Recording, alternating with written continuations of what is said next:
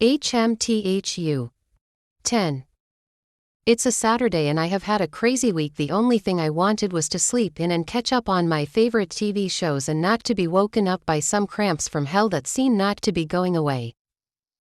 I look at Liam, who is peacefully sleeping. I have been avoiding waking him up the entire morning, but they are getting worse and there is no way I am going through this alone. Babe, I say, tapping him lightly on the chest. He stirs in his sleep, but I know that he is not awake. Babe, I say, using a little more strength this time even though I am in so much pain. Yes, babe, isn't it too early? He whines. I am not okay, I tell him. He gets up from bed and in an instant he seems more alive than I am. Babe, why didn't you wake me up earlier? He asks. I am sweating and I can't even hide that I am in so much pain right now. How long has this been going on for? He asks, getting his phone. The whole night, I say, holding my stomach. He makes a phone call to the doctor. Usually we have our family doctor and nurse come through and we only go to the hospital for major issues or if they advise that we do so. The doctor will be here in 20 minutes. He tells me going to switch on the light. He helps me into my nightdress and makes me lay down in a sideways position so that I don't cause more stress to the stomach. This is probably the longest 20 minutes of my time. The cramps don't seem to be going away and now they have moved to my lower abdomen and it feels like someone is spreading fire there.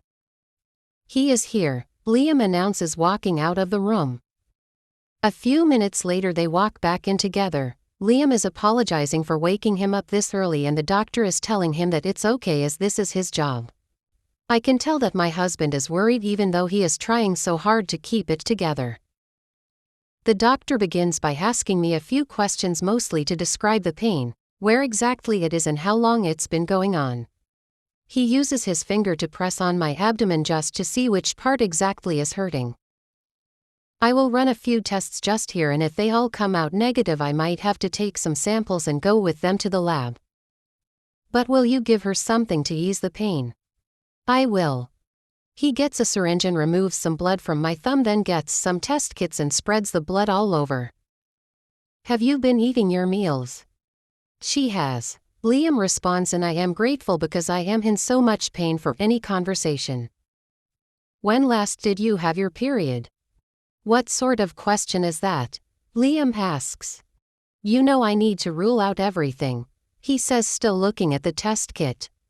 I think last month. I say, trying to remember. I have been so busy and mentally stressed to even think of my period. But I am on contraceptives. I say, also trying to remember when last I took them because God knows I can't. Unfortunately those fail at times and lucky for you they did. Congratulations Mr. and Mrs. Atchison, you are going to be parents. He adds, and the room goes quiet. Thank you, doctor, Liam says after a few seconds, wearing a smile which I know is fake. Come through to the hospital tomorrow for a scan so that we know how far up you are and there I can give you a list of foods and vitamins that you need to be taking. I nod my head. When he walks out with Liam I am not sure how to feel. Yes, I want a child so bad, but I am not sure it coming unplanned was part of the deal.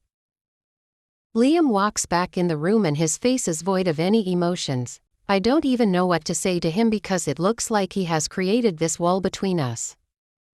Let me take a bath. I will be going to the office, but I will send a nurse to look after you.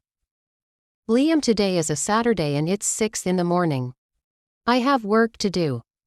Come on, you can shut me out. I am pregnant, not dying, and I know we talked about how you don't want a child, but it's happened. Exactly, Felicitas. This was not supposed to happen. You were not supposed to get pregnant. Babe, it has happened and at this point there is nothing we can do about it except accept it. You knew how I felt about this, you knew, Felicitas, he says, going through the medicine cabinet. What are you looking for? He keeps searching wordlessly until he finds my birth control pills, which I haven't been taking. This was planned. Hey. Babe, I have been stressed. It was a genuine error. I forgot to take them. I stand up even though I still have the cramps. Can we please digest all this and talk about it later? I am stepping out, he says, carrying his car keys. I am left in awe because he hasn't bathed or brushed his teeth and he is in sweatpants and a t-shirt. Where could he possibly go at this godforsaken hour? Quenches girl. Winnie. Woman bowing medium dark skin tone.